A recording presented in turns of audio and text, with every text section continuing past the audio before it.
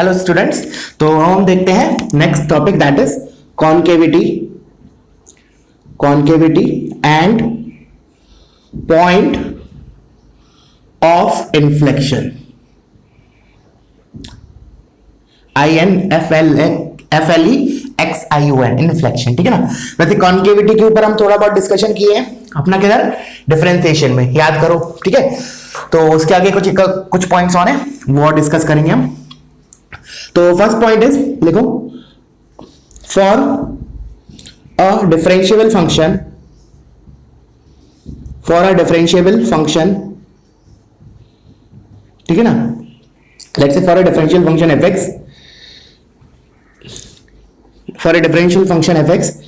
fx will be concave upward if f double dash x is greater than 0।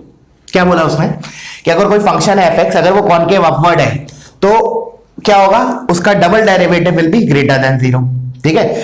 अच्छा, मैंने बोला जैसे एक मिनट के लिए इसको भूल गए, मैंने बोला कोई फंक्शन का डेरिवेटिव पॉजिटिव होता है, उसका मतलब क्या होता है कि वो फंक्शन इंक्रीजिंग है।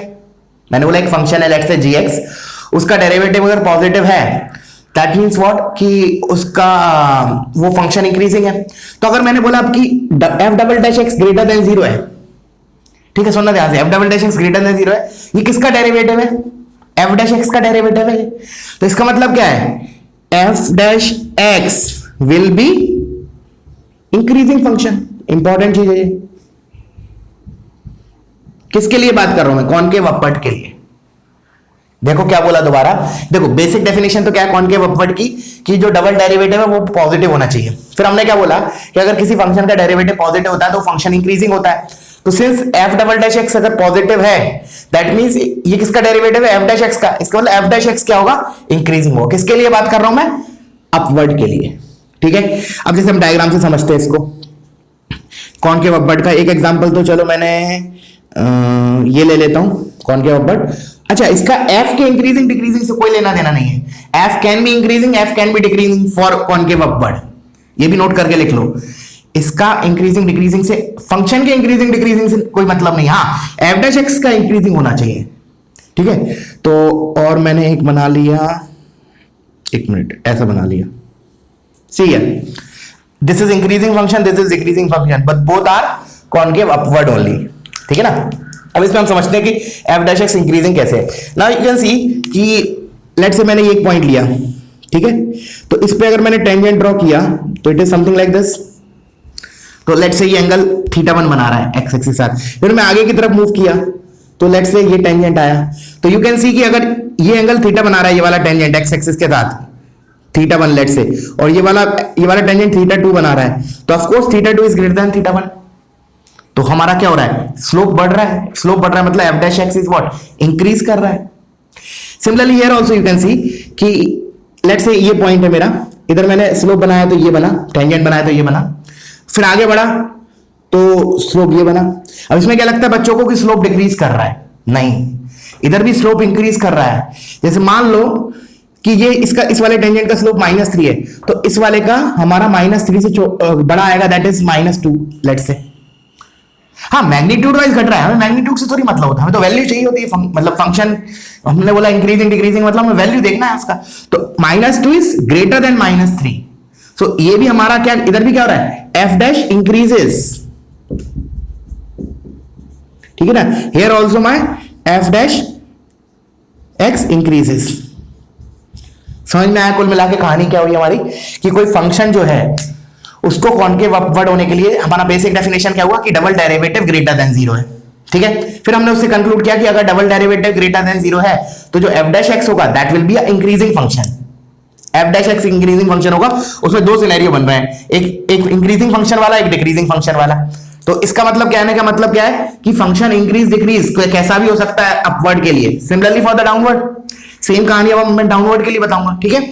तो वीडियो पॉज करो, इसको कॉपी करो, तो इसको रब कर देता हूं, ठीक है। अब मैं इधर ही चेंज कर रहा हूं, ठीक है ना, तुम लोग अलग से लिख लेना। कॉनकेव इधर डाउनवर्ड कर रहा हूं मैं, इधर लेस देन, और इधर में, ठीक है। अब मैं ये हटा देता हूं। ओके, तो क्या हुआ अब हमारा, अगर फंक्शन कॉन्केव, जो मेरा फंक्शन एफ एक्स है वो कॉन्केव डाउनवर्ड है, कॉन्केव डाउनवर्ड है, तो उसका डबल डेरिवेटिव क्या होना चाहिए, नेगेटिव होना चाहिए, ठीक है, पहली बात। फिर मैंने बोला कि डबल डेरिवेटिव नेगेटिव है, इसका मतलब एफ डैश एक्स क्या होगा, इज अ डिक्रीजिंग फंक्शन। तो अब इधर हमारे अगेन इधर दो सिनेरियो होंगे, function can be increasing and decreasing both. तो एक सिनेरियो मैंने ऐसा लिया और एक मैंने ऐसा लिया, ठीक है। Now in both the cases the curve is downward, concave downward है। तो अब हम देख लेते हैं डेरिवेटिव क्या घट रहा है, कैसे घट रहा है, लेट्स चेक आउट। तो लेट्स से ये पॉइंट है, मैंने टेंजेंट इस पे ड्रॉ किया, तो it is something like this. Now if I draw tangent at this point, you can सी कि इसका स्लोप कम होगा, बिकॉज दिस इज, अगर मान लो ये एक्स एक्सिस है मेरा, तो ये एंगल अगर थीटा 1 है और ये वाला एंगल थीटा 2 है, तो मेरा theta 1 is greater then theta 2, तो आगे बढ़ रहे हैं तो स्लोप घट रहा है, therefore F dash X is decreasing, slope घट रहा है। Similarly here also, if I draw a tangent at this point, so it will be something like this. If I draw a tangent at this point, it will be something like this. इधर भी slope घट रहा है, but negative में घट रहा है। जैसे अगर मान लो इसका स्लोप -2 है, तो इसका स्लोप -3 है, तो यू कैन सी आगे बढ़ रहे हैं तो हमारा स्लोप घट रहा है, ठीक है ना। तो again there also F dash X is decreasing function. Clear हुआ, अभी समझ में आया होगा, ठीक है। चलो आगे बढ़ते हैं हम।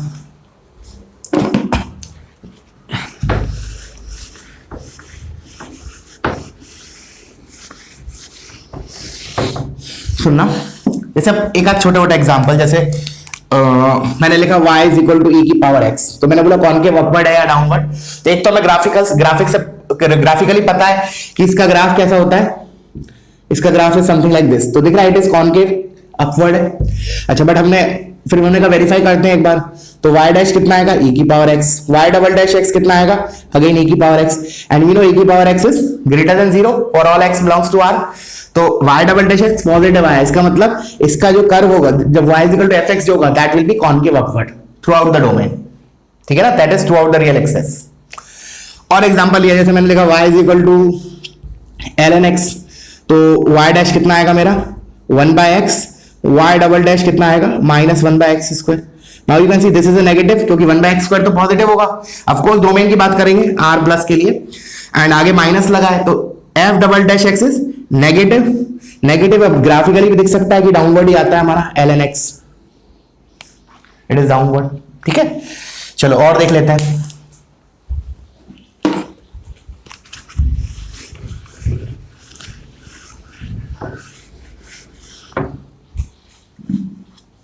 अब सुनना ध्यान से, मैंने लिखा y is equal to let's say x की पावर 4, ठीक है। तो मैंने y डैश निकाला, वैसे अपन को पता है इसका ग्राफ, तो अपन बेसिक ग्राफ्स में देखे अपन फंक्शन में ऐसा होता है, तो कॉनकेव अपवर्ड आएगा, तो देख लेते हैं एक बार। तो this is 4x cube, y double dash x will be 12x square, तो you can see this is always greater than 0, ठीक है ना, this is always greater than 0, that means it is concave upward. अच्छा, ये हो गया। अब मैंने बोला, सुनना ध्यान से, जैसे अब मान लो तुम्हें एक मिनट, चलो एक एग्जांपल के थ्रू बताता हूं। मैंने बोला y is equal to x cube है। अब सुनना ध्यान से, this is very important example, very very important, सुनना, क्योंकि इससे अब मैं ये चीज डिफाइन करने वाला हूं, ये एक्सप्लेन करने वाला हूं, ध्यान सुनना। क्या बोला मैंने कि हम वही डबल डेरिवेटिव निकालते हैं। पहले तो y डैश कितना आया 3x स्क्वायर, और y डबल डैश कितना आया 6x। अच्छा, अब मैंने बोला कि 6x पॉजिटिव है या नेगेटिव है, तो आंसर मिलेगा, अभी तक जो भी हमने एग्जांपल किए थे तीनों, e की पावर x, ln x और ये हमारा x की पावर 4, इसमें क्या हो रहा था, y डबल डैश x क्या हो रहा था, throughout the domain it is either positive और नेगेटिव और 0। जैसे for example here it will be 0 also for x is equal to 0, but ऐसा नहीं हो रहा था कि पॉजिटिव भी हो रहा है नेगेटिव भी हो रहा है, बट इधर हमारा है, इधर तो क्या हो रहा है कि ये वाली जो क्वांटिटी है this will be positive for x greater than 0, this will be negative for x less than 0, और of course this is 0 for x is equal to 0। तो क्या हो रहा है हमारा x is equal to 0 पे कॉन्केविटी चेंज हो रही है। Now you can see graphically also, हमें पता है y is equal to x cube का जो ग्राफ होता है it is something like this, तो दिख रहा है जीरो पे हमारा, जीरो के बाद कॉनकेव अपवर्ड है, जीरो के पहले कॉनकेव डाउनवर्ड है। तो ये जो पॉइंट है जहां हमारी कॉन्केटिविटी चेंज हो रही है, that is called point of inflection.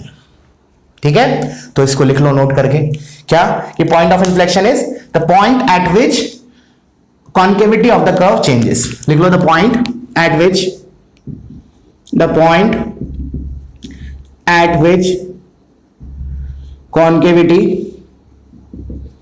concavity of function changes। ठीक है ना, पॉइंट ऑफ इन्फ्लेक्शन क्या हो गया, जिस पॉइंट पे फंक्शन की कॉन्केविटी चेंज होगी। ठीक है ना। अच्छा, जैसे मैंने अभी एग्जांपल जो भी हमने जैसे अभी डिफाइन किया था, तो उधर मैंने वर्ड यूज किया था डिफरेंशियल फंक्शन। अगर डिफरेंशिएबल नहीं भी है तो भी पॉइंट ऑफ इन्फ्लेक्शन वगैरह तो आएगा ही आएगा। कैसे आएगा, ग्राफिकली देखते हैं एक बार। मैंने बोला कि फंक्शन डिफरेंशियल हो नहीं हो, पॉइंट ऑफ इन्फ्लेक्शन तो फिर भी आ सकता है। फॉर एग्जाम्पल जैसे मैंने लिया लेट्स से ये ले लिया, let's this the point A. अच्छा एक मिनट, हाँ, तो इधर दिख रहा है कॉनकेव डाउनवर्ड है, इधर कॉनकेव अपवर्ड है, मतलब इस वाले रीजन के लिए मेरा क्या आएगा, y double dash x that will B negative, and इस वाले रीजन के लिए y double dash x can will be positive. Even discontinuous होगा तो भी कोई दिक्कत नहीं है। लेट्स से मैंने लिखा ऐसे कर दिया, फिर ऐसे कर दिया, this again x is equal to a, इन दोनों ही ग्राफ में x is equal to a पे क्या है, पॉइंट ऑफ इन्फ्लेक्शन। तो ऐसा नहीं है कि पॉइंट ऑफ इन्फ्लेक्शन आने के लिए हमारा जो फंक्शन है वो डिफरेंशिएबल होना चाहिए, ऐसा कुछ नहीं है। ठीक है ना, ठीक है ना। बस हाँ, हम मैथमेटिकली नहीं बोलेंगे, इधर इधर ग्राफिकली बस बोलेंगे कि हाँ भाई इस पॉइंट पे कॉन्केविटी दिख रहा है, चेंज हो रहा है, हेंस हमारा this is called as a point of inflection. Getting it. चलो हाँ, अब आते दोबारा पॉइंट ऑफ इन्फ्लेक्शन पे। अब मान लो कोई क्वेश्चन आता है, तो अब देखना ध्यान से, बहुत इंपॉर्टेंट चीज है। मैंने बोला कोई क्वेश्चन आता है और बोला गया कि पॉइंट ऑफ इन्फ्लेक्शन निकालो, तो हम क्या करेंगे, हमारा प्रोसेस क्या होगा। सबसे पहले हम उसको डिफरेंशिएट करेंगे, एफ डैश निकालेंगे, फिर उसको डिफरेंशिएट करेंगे एफ डबल डैश, फिर F double dash x zero करेंगे।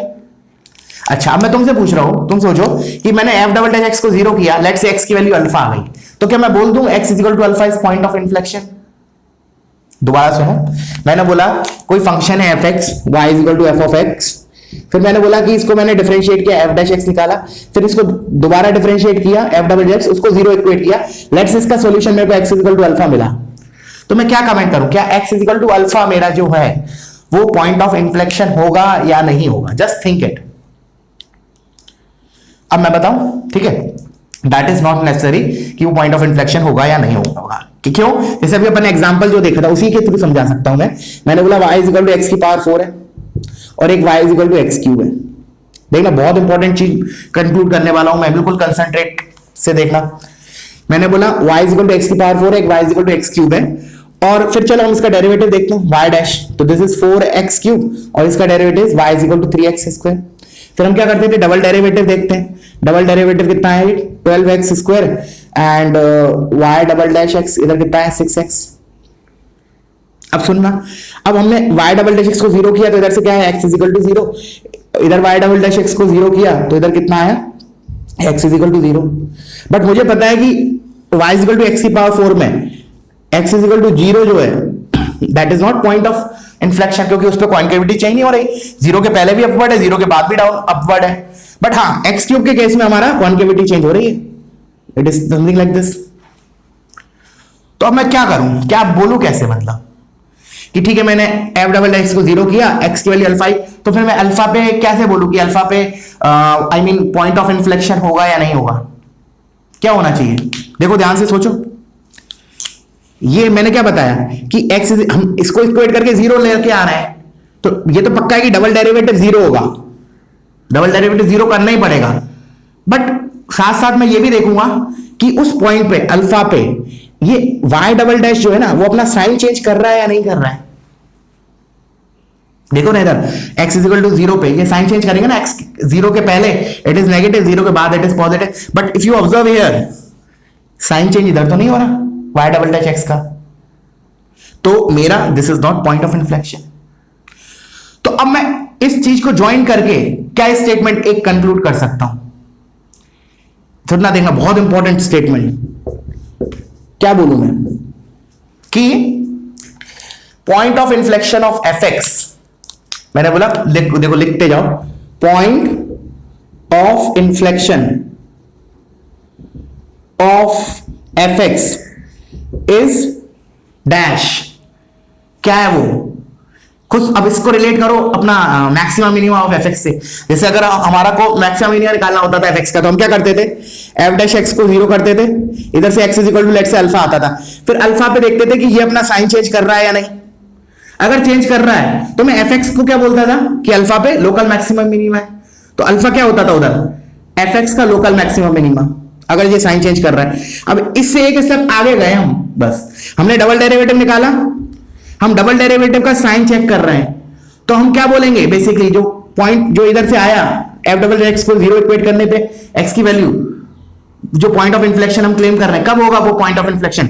जब डबल डेरिवेटिव अपना साइन चेंज करे, मतलब कॉन्केविटी चेंज हो पॉजिटिव से नेगेटिव या नेगेटिव से पॉजिटिव, मतलब अपवर्ड से डाउनवर्ड या डाउनवर्ड से अपवर्ड। That means what? कि point of inflection of f x क्या होगा? एफ डैश एक्स का लोकल मैक्सिमा मिनिमा। जैसे मैं इधर बोल रहा हूं ना, एफ डैश एक्स को 0 इक्वेट किया, इधर मैं क्या बोल रहा हूं? X is equal to alpha, क्या होगा? एफ एक्स का लोकल मैक्सिमा मिनिमा। कब? जब एफ डैश एक्स अपना साइन चेंज कर रहा है।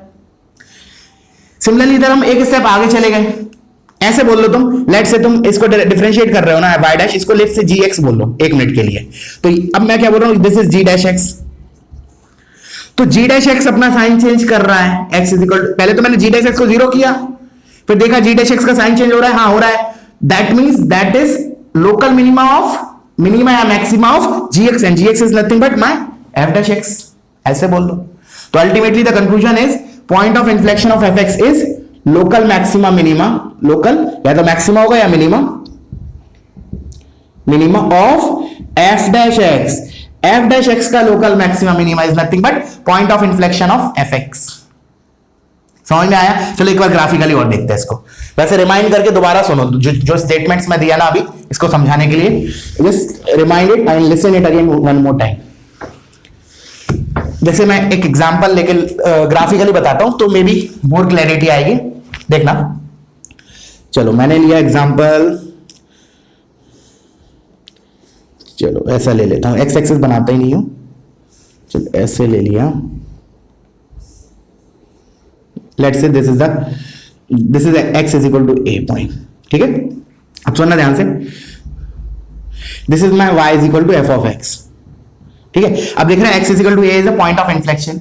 अब मैं इसको ग्राफिकली बता रहा हूं, तो देखो इधर मेरा क्या है, मतलब a के पहले मेरा क्या है? Curve is downward, concave downward CD, and a के बाद इट इज कॉनकेव अपवर्ड। अच्छा, कॉनकेव डाउनवर्ड है, सुनना ध्यान से, कॉनकेव डाउनवर्ड है कर्व, इसका मतलब क्या है कि डबल डेरिवेटिव क्या होगा हमारा? डबल डेरिवेटिव नेगेटिव, इसका मतलब एफ डैश एक्स, सुनना क्या बोल रहा हूं मैं, एफ डैश एक्स ए के पहले डिक्रीजिंग फंक्शन होगा। दोबारा एक बार और सुनो, क्योंकि कंफ्यूजन होता है कभी कभी बच्चों को इस पर्टिकुलर पार्ट में। क्या बोला? फंक्शन इज कॉनकेव डाउनवर्ड, तो हमने डाउनवर्ड के लिए सबसे पहला स्टेटमेंट जब टॉपिक स्टार्ट किया था तो लिखा था y double dash x negative होता है, इसका मतलब वाई डैश एक्स डिक्रीजिंग होता है। तो डिक्रीज हो रहा है मतलब लेट्स से मैं ग्राफ बना रहा हूं वाई डैश एक्स का, अब मैं ग्राफ बना रहा हूं वाई डैश एक्स का, तो it will be a kind of, let's say ऐसा डिक्रीज कर रहा होगा। ये क्या है? एफ डैश एक्स का ग्राफ। मैंने बोला कॉनकेव डाउनवर्ड है ए के पहले, तो एफ डैश एक्स डिक्रीजिंग होगा। फिर मैंने बोला कि इस पे कॉन्केविटी चेंज हुई, ठीक है? इसके बाद मेरा क्या है? कॉनकेव अपवर्ड है। कॉनकेव अपवर्ड है मतलब डबल डेरिवेटिव पॉजिटिव है, इसका मतलब वाई डैश इंक्रीजिंग फंक्शन है, इसका मतलब इधर से डिक्रीज किया फिर इंक्रीज करना जाएगा, फिर इंक्रीज करेगा। तो देखो क्या आ रहा है हमारा ये, this is what? Local minima किसका? Not f x, of f dash x, क्योंकि मैंने ये ग्राफ, ये graph, this is graph of f dash x, not f x. F x का तो ऊपर दिया है, ठीक है ना? तो पॉइंट ऑफ इन्फ्लेक्शन पे क्या होगा? बेसिकली लोकल मैक्सिमा आएगा या मिनिमा आएगा, किसका? एफ डैश एक्स का।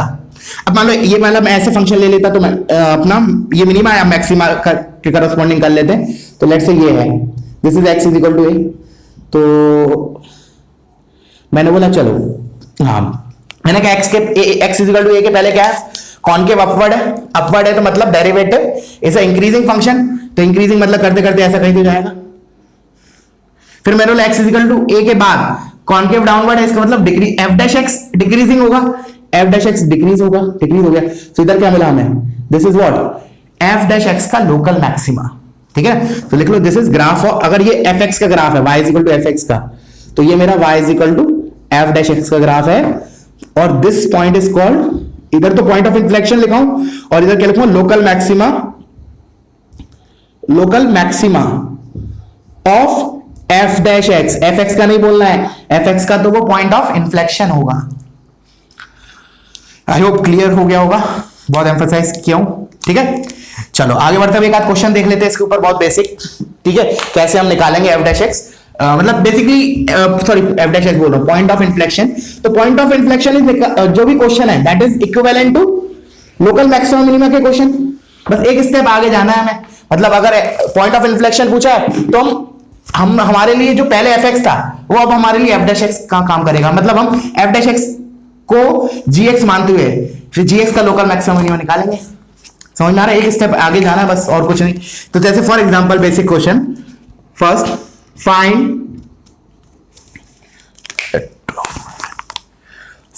Point of inflection for, find point of inflection for y is equal to x cube minus 3x square minus 7x plus 8, let's say this is your, अब देख रहा है cubic polynomial है, point of inflection निकालना है, ठीक है, तो निकालते चलो। तो y डैश निकाला, it is 3x square minus 6x minus 7। अब इसका y डैश x का अपना क्या नाम है, लोकल मैक्सिमा या minima, that will be the point of inflection for this. तो सबसे पहले तो मैंने y डबल डैश x निकाला, इसका derivative, so this is 6x minus 6। अब मैंने क्या किया, इसको 0 पे इक्वेट किया, तो इधर से मुझे x इज इक्वल टू 1 मिला। बट अभी मैं क्या करूंगा, 1 पे डायरेक्टली क्लेम नहीं करूंगा कि लोकल मैक्सिमा मिनिमा है, पहले देखूंगा 1 पे y डबल डेरिवेटिव अपना साइन चेंज कर रहा है या नहीं, मतलब कॉन्केविटी चेंज हो रही है ना फंक्शन की, अपवर्ड से डाउनवर्ड या डाउनवर्ड से अपवर्ड। तो देखेंगे 6 इंटू एक्स माइनस 1 है, तो मैंने बोला y डबल डैश x का sign of y double dash x at x is equal to 1, तो इधर पॉजिटिव इधर नेगेटिव। इसका मतलब क्या है कि y डबल डैश अपना साइन चेंज कर रहा है 1 पे, इसका मतलब ये क्या होगा, किसका लोकल मैक्सिमम मिनिमम होगा, y डैश का। एग्जैक्टली क्या होगा, मैक्सिमम या मिनिमा, तो पहले डिक्रीज कर रहा है फिर इंक्रीज कर रहा है, तो मिनिमा होगा। किसका मिनिमा, f डैश x का, f डैश x का, and that is nothing but point of inflection for fx। तो हमारा आंसर हो जाएगा x is equal to 1।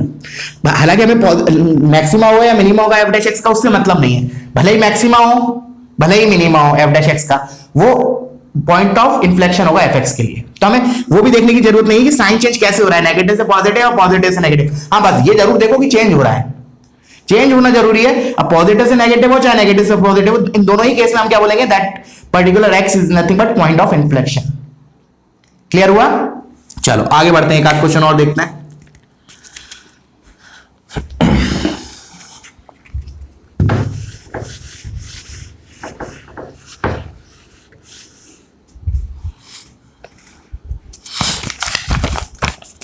Let's say y is equal to x minus 2 की power 4 into x minus 3 की power 5, ठीक है ना, मल्टीप्लाइड में लिखा है दो टर्म्स। तो मैंने बोला फाइंड, वही पॉइंट ऑफ इन्फ्लेक्शन निकालना है, तो बेसिकली डिफरेंशिएट करना है दो बार हमें, तो कर लेते हैं एक बार। तो पूरा नहीं करूंगा, एक बार हिंट दे दूंगा, आखिरी में छोड़ दूंगा, तुम लोग कैलकुलेशन कर लेना। तो y डैश निकाला, तो प्रोडक्ट रूल, तो 4 टाइम्स x माइनस 2 का क्यूब इंटू x माइनस 3 की power 5 as it is, plus x minus 2 की power 4 as it is, 5 times x minus 3 की पावर 4, ठीक है। फिर y डबल डैश x निकाला। अच्छा एक काम करते हैं, निकालने के पहले एक बार इसको थोड़ा सिंप्लीफाई कर लेते हैं। तो x माइनस 2 का क्यूब और x माइनस 3 की पावर 4, ये कॉमन ले रहा हूं मैं, क्या कॉमन लिया, x माइनस 2 का क्यूब इंटू x माइनस 3 की power 4, what is left out is 4 times x minus 2 चला गया इधर, x माइनस 3 पर 4 चला, तो x minus 3 plus 5 times x minus 2। तो एक बार थोड़ा फर्दर और सिंप्लीफाई कर लिया, x माइनस 2 का क्यूब इंटू x माइनस 3 की power 4 into 4x plus 5x 9x minus 12 minus 10, 4 3 12 minus 10 12 minus 10 minus 22, okay ऐसे छोड़ दिया।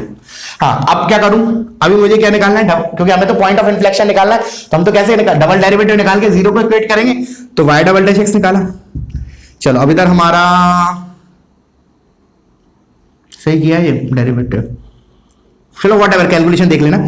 चलो अब निकालते हैं। तो मैंने बोला 3 है, तो 3 के लिए क्या करते हैं, एक का डेरिवेटिव बाकी एज इट इज, फिर दूसरे का डेरिवेटिव बाकी एज इट इज, तीसरे का डेरिवेटिव बाकी एज इट इज। तो लेट्स से पहले मैं इसका डेरिवेटिव लिख रहा हूं, तो 3 टाइम्स x माइनस 2 का स्क्वायर बाकी as it is x minus 3 की power 4 into 9x minus 22 plus फिर x minus 2 as it is, और इधर हो गया 4 टाइम्स x माइनस 3 का क्यूब इंटू 9x माइनस 22, और फिर 9x माइनस 2 का डेरिवेटिव दैट इज 9, और बाकी दो as it is x minus 2 का क्यूब इंटू x माइनस 3 की पावर 4। ठीक है, इतना आया। चलो अब हम जितना कॉमन हो सकता है पहले उतना कॉमन ले लेते हैं। तो देखो कॉमन लेने के लिए x माइनस 2 का स्क्वायर मैंने कॉमन लिया, तो एक तो ये चला गया, इधर पावर 1 रह जाएगी और इधर भी पावर 1 रह जाएगी। उसके बाद x माइनस 3 का क्यूब ले लेते हैं कॉमन, तो x माइनस 3 का क्यूब कॉमन ले लिया, तो इधर से पावर चली जाएगी, ये पूरा चला जाएगा, इधर एक पावर चली जाएगी। तो what you left out here is, देखो इधर 3 times x minus 3 into 9x minus 22 plus 4 times x minus 2 into 9x minus 22 plus 9 times x minus 2 into x minus 3। अब तुम सिंप्लीफाई करना, बेसिकली अंदर क्या आने वाला है हमारा, एक क्वाड्रेटिक आने वाला है। ठीक है ना, अंदर क्या आने वाला है, एक क्वाड्रेटिक। तो उस क्वाड्रेटिक को तुम लोग फैक्टराइज कर लेना। लेट से मैं उसको ऐसे लिख ले रहा हूं, x माइनस k1 इंटू, चलो x minus alpha into x minus beta, of course. ठीक है ना, फैक्टराइज हो रहा है तो अच्छी बात है, नहीं हो रहा है तो कोई बात नहीं। मैंने मान लिया कि ठीक है, अगर एक ये क्वाड्रेटिक को सिंप्लीफाई करोगे तो इसके दो रूट्स आएंगे, अल्फा एंड बीटा। ठीक है, अब सुनना, अब मेन चीज है, अब मैं क्या करूं, तो y डबल डैश एक्स मेरा जीरो कहां हो रहा है, जीरो कहां हो रहा है, इतना मैंने बोला कि y double dash x zero कहां हो रहा है, तो आंसर इज 2 पे, 3 पे और अल्फा पे और बीटा पे। क्या बोला मैंने, 2 पे, अल्फा पे, 2 पे, 3 पे, अल्फा पे और बीटा पे। In all those 4 points y double dash is getting zero, double dash हमारा जीरो हो रहा है इन सभी चारों पॉइंट्स पे। बट मैंने बोला पॉइंट ऑफ इन्फ्लेक्शन कहां होगा, तो सोचो कहां होगा हमारा, किसके अराउंड साइन चेंज होने वाला है, जिस फैक्टर का, जिस लीनियर फैक्टर की पावर जो एक्सपोनेंट है दैट इज ऑड, तभी चेंज होगा। इसका मतलब 2 पे क्या चेंज होगा, साइन चेंज होगा। आंसर मिलेगा नहीं, तो 2 is not the point of inflection. 3 पे होगा क्या, हाँ 3 वाला जो फैक्टर है लीनियर, उस पे पावर जो दे रखी है दैट इज ऑड, तो हाँ this is point of inflection. Similarly अगर मान लो अल्फा और बीटा, अगर ये भी हो सकता था ना कि वो परफेक्ट स्क्वायर बन जाए, तो अगर ये परफेक्ट स्क्वायर बन गया, अल्फा बीटा के बराबर आ गया, तो मेरा अल्फा और बीटा पे पॉइंट ऑफ इन्फ्लेक्शन नहीं आएगा। लेकिन अगर अल्फा और बीटा डिफरेंट नंबर्स आए, डिस्टिंक्ट रूट्स आए उस क्वाड्रेटिक की, तो अल्फा पे भी चेंज होगा साइन और बीटा पे भी चेंज होगा साइन, किसका, एफ डबल डैश एक्स का। Hence these 3 will be the point of inflection, point of inflection. ठीक है ना, आई होप क्लियर हुआ होगा। चलो आगे बढ़ते हैं, एक लास्ट पॉइंट और देख लेते हैं इसमें। ठीक है, और उसके बेसिस पे एक क्वेश्चन और करेंगे। अब जो टॉपिक बना, मतलब पॉइंट बता रहा हूं दैट इज थियोरेटिकल बेस, थोड़ा मतलब प्रूफ वगैरह टाइप में उसके क्वेश्चन, उससे रिलेटेड क्वेश्चंस बनते हैं, बट फिर भी कवर कर रहे हैं तो will cover the entire thing. क्या है, जैसे नेक्स्ट पॉइंट इज कि मान लो मेरा, मान लो ये मैंने कर लिया ना, दिख रहा है this is my concave upward. तो अब मैंने इस पे ना, इस कॉनकेव अपवर्ड कर्व पे अब मैंने कहीं भी टेंजेंट खींचा ना, कोई भी पॉइंट पे, लेट्स से इस पॉइंट पे खींचा, तो फर्स्ट पॉइंट इज व्हाट, कि जो कर्व है ना, अगर अपवर्ड है, कॉनकेव अपवर्ड है, तब की बात कर रहा हूं, डाउनवर्ड होगा तो जो भी मैं अभी पॉइंट्स बोलने वाला हूं उनका जस्ट उल्टा होने वाला है। ठीक है, तो मैंने बोला कि अगर कॉनकेव अपवर्ड है हमारा फंक्शन एफ, तो क्या होगा ना, वो जो कर्व होगा ना कभी भी अपने टेंजेंट के नीचे कभी नहीं आएगा। देखो यू कैन नोटिस इस पॉइंट पे, इस कर्व पे कहीं भी टेंजेंट खींच लो, कर्व हमेशा टेंजेंट के ऊपर रहेगा। तो इसको लिख लेते हैं, for a concave upward, for a concave upward function, tangent at any point, tangent at any point will never lie below its own tangent, will not lie below its own tangent। will not lies below its own tangents, below its own tangent. ठीक है, clear हुआ? मतलब tangent हमेशा नीचे रहेगा, curve हमेशा ऊपर रहेगा कॉनकेव अपवर्ड के लिए for every point on the curve. Okay, next is, अब टेंजेंट की बात हो गई, अब कॉर्ड की बात कर लेते हैं. Let's say this is the cord.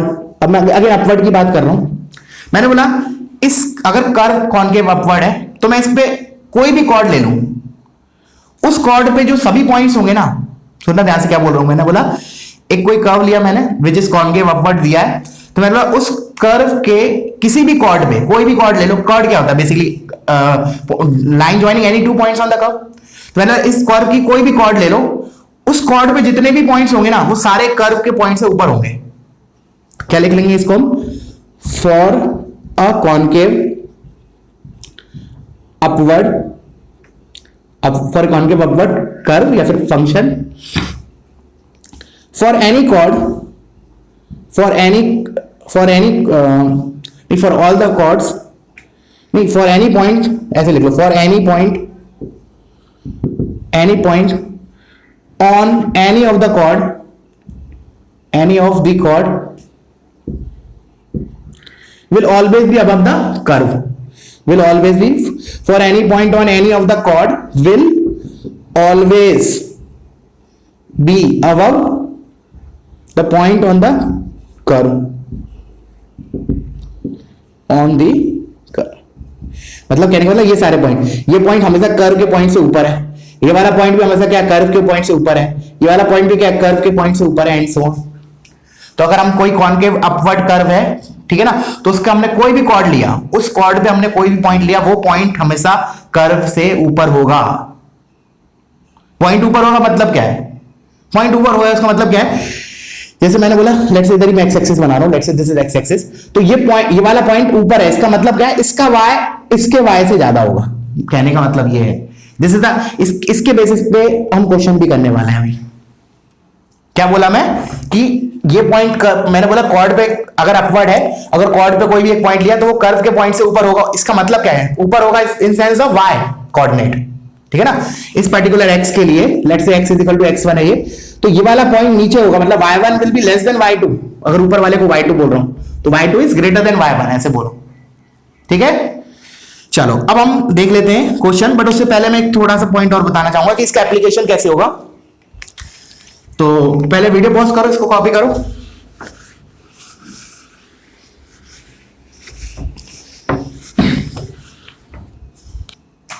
जैसे इसका एप्लीकेशन कैसे आएगा देखना. लेट्स से कोई भी कर्व ले लिया मैंने. अब अच्छा, ये चीज अब जो मैंने अभी बताई डाउनवर्ड के लिए जस्ट अपोजिट हो जाएगी, वो तुम लिख लेना. क्या कि अगर डाउनवर्ड होगा तो टेंजेंट हमेशा कर्व के ऊपर होगा, या फिर ऐसे बोलो कर्व हमेशा टेंजेंट के नीचे होगा.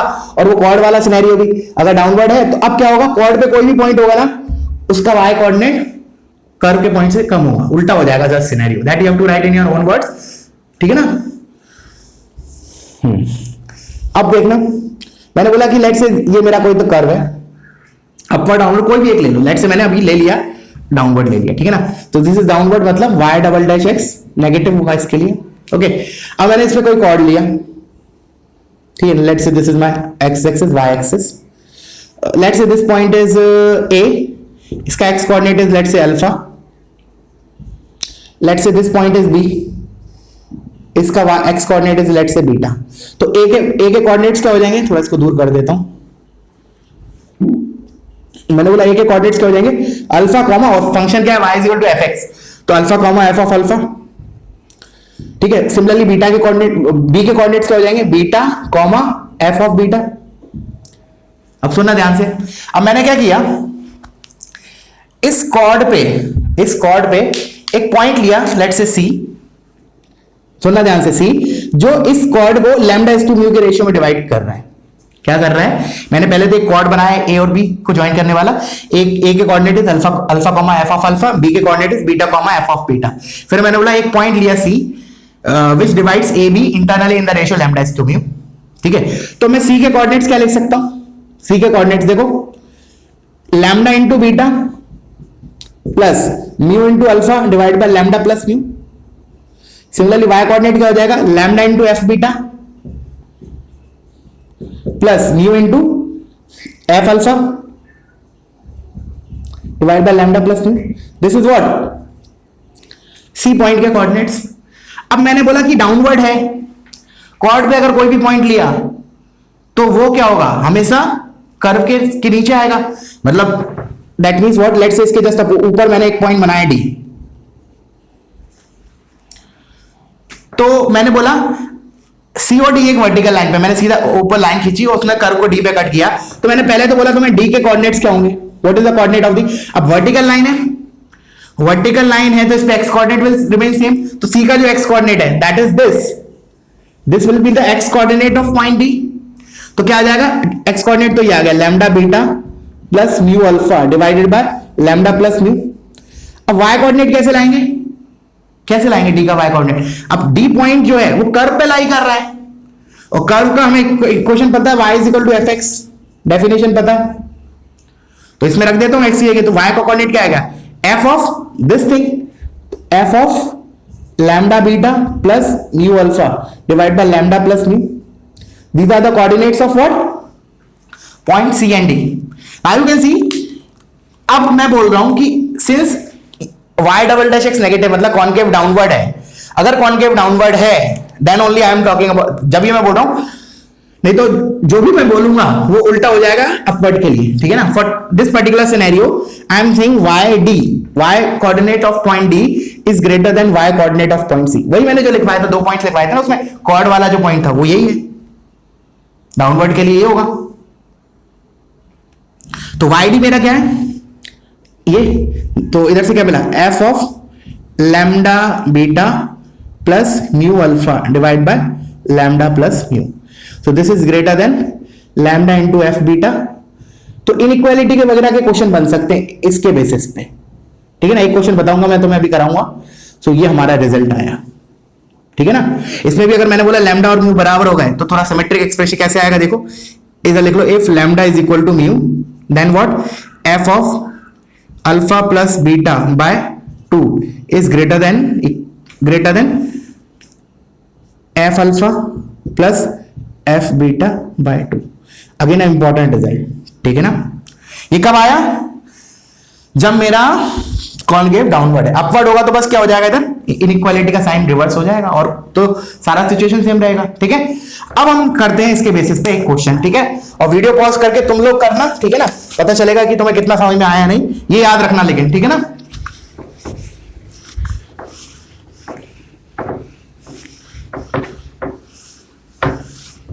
तो इनइक्वालिटी के अच्छे क्वेश्चन, अच्छे लेवल के क्वेश्चन बन सकते हैं इसमें। तो एक क्वेश्चन करते हैं हम। मैंने बोला let alpha plus beta equals to pi by 3 and उसने दे रखा है कि अल्फा कॉमा बीटा है that belongs to 0 to pi. Then we have to prove that sine alpha plus sine beta is less than equals to 1, ठीक है। We have to prove sine alpha plus sine beta less than equals to 1। तो क्या करें, सबसे पहले तो हमें कोई फंक्शन चाहिए और फंक्शन चाहिए सच दैट इस टाइप की चीजें इन्वॉल्व हो जाए उसमें, मतलब इनइक्वालिटी जैसे अभी जो हमने किया था। और अल्फा प्लस बीटा अगर आता है उसमें तो हम डायरेक्टली पाई बाय 3 रख सकते हैं। तो ये सब देख के, मेनली ये चीज देख के मैंने क्या किया, फंक्शन एज्यूम किया let y is equal to sine of x, ठीक है। अब मुझे पता है कि 0 टू पाई के बीच में साइन x जो कर्व होता है दैट इज डाउनवर्ड। तो इस पे कोई भी कॉर्ड होगी, let's say this is one of the chord, ठीक है, let's say this is one of the chord, और मान लिया let's say this point is alpha, this point is beta, ठीक है। तो अभी जो हमने पढ़ा था सेम वही चीज, क्या लिखा था हमने, F of alpha plus beta by 2 is always क्या आया था हमारा, greater than F of alpha plus f of beta by 2। लगा दिया इसमें, ठीक है, लगा दिया तो क्या आ जाएगा, alpha plus beta is pi by 3 तो पाई बाय 6, तो एफ ऑफ पाई बाय 6 मतलब साइन पाई बाय 6, तो sine pi by 6 1/2 is greater than equals to. अच्छा, इक्वालिटी भी होल्ड कर सकती है जब अल्फा बीटा एक ही जगह आ जाए तो, ऑफ कोर्स अल्फा और बीटा में एक जगह लेके आऊं तो ये टेंजेंट, ये कॉर्ड क्या हो जाएगा, टेंजेंट बन जाएगा, तो इक्वालिटी आ जाएगी, उधर भी ऐड कर लेना तुम्हें करना है तो। इधर से आ जाएगा एफ अल्फा मतलब sine alpha plus sine of beta by 2, 2 से 2 कैंसिल, आ गया वो जो प्रूफ करना है। सोचो एक लाइन का, बट उसके लिए ये चीज पता होना चाहिए। अगर ये नहीं पढ़ा होगा तो मे भी शायद मुश्किल हो जाएगा। ठीक है, क्लियर हुआ? चलो आगे बढ़ते हैं, एक क्वेश्चन और करेंगे, उसके बाद वी विल एंड अप। उसके बाद वी विल एंड अप। एक क्वेश्चन है और ये बहुत स्टैंडर्ड क्वेश्चन है, ट्रिग्नोमेट्री में भी कराते हैं। जैसे let alpha comma beta comma gamma are angles of a triangle, angles of a triangle, then we have to prove that sine alpha plus sine beta plus sine of gamma is less than equal to 3√3/2। अब तीन का addition है तो थोड़ा सोचो, थोड़ा मुश्किल है एक बार सोचना, बट अगर मैंने इसका थोड़ा सा हिंट दिया तो हो जाएगा तुमसे क्वेश्चन। अभी दो पॉइंट की बात कर रहे थे हम, 2 पॉइंट की बात कर रहे थे, तो हमने मिड पॉइंट वाला कंसेप्ट लगा के, मतलब हमने sign alpha plus sine beta by 2 type की चीज जनरेट की एक तरीके से। अब सोचो कि sign alpha plus sine beta plus sine gamma है, तो मुझे 3 कोऑर्डिनेट्स चाहिए, उससे रिलेट करना है मुझे।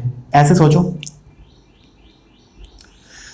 तो हिंट दूं मैं, सेंट्रोइड का हेल्प लो, सेंट्रोइड का हेल्प लो, उससे उस टाइप का एक्सप्रेशन जनरेट करने की कोशिश करो, जैसे sine alpha plus sine beta plus sine gamma divide by 3, और फिर उसका जो आर्ग्यूमेंट होगा alpha plus beta plus gamma by 3 type का होगा। ठीक है ना, उस टाइप से एक बार that is sufficient hint to execute this. ठीक है, अब मैं इसको बता देता हूं। ठीक है, चलो तो क्या करेंगे अब देखना पहले, लेट्स से, अच्छा अब alpha beta gamma are angles of triangle, तो अपना जो कर्व होगा साइन एक्स ऐसा है। ठीक है, मतलब मैं ले रहा हूं y is equal to f x is equal to sine x. ठीक है, अच्छा मैंने क्या किया, इंस्टेड ऑफ 2 पॉइंट्स मैंने 3 पॉइंट चूज किए इस पे, लेट्स से दीस 3 पॉइंट्स। ठीक है, let's say this is alpha comma f alpha, this is beta comma f beta, and this is c gamma comma f of gamma.